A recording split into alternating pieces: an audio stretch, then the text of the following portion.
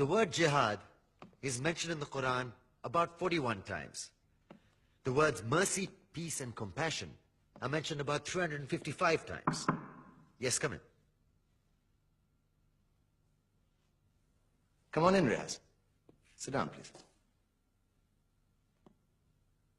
Contrary to popular belief in most Western cultures, Islam is a religion that preaches peace and tolerance. Yes, Patricia. If Islam truly is a religion that preaches peace, then how come the world's most troubled spots, the West Bank, Afghanistan, Pakistan, Iraq, they're all plagued with Islamic terrorism? Well, that depends on your definition of terrorism. Some might argue that the U.S. invasions of countries like Iraq and Afghanistan are also acts of terrorism. No, those were acts of war to get rid of despotic regimes. Or a means of getting at a country's oil. Conspiracy theories. Well, May I? Yes, please. Go ahead, Reza. Mr. Khan is right. I mean, if we're talking about terrorists, the world's biggest terrorists are the white superpowers.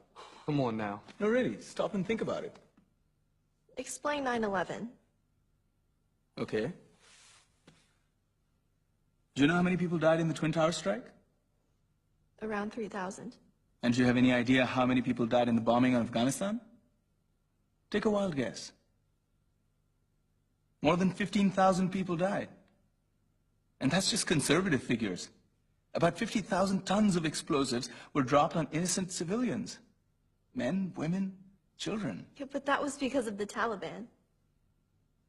Now that you brought it up, did you know that the Taliban was a creation of the CIA to fight the Russians? Whatever. They were still harboring terrorists. Yeah, right. Terrorists that were never found. Just like the weapons of mass destruction that were never found in Iraq. Do you want to get into the death toll in Iraq?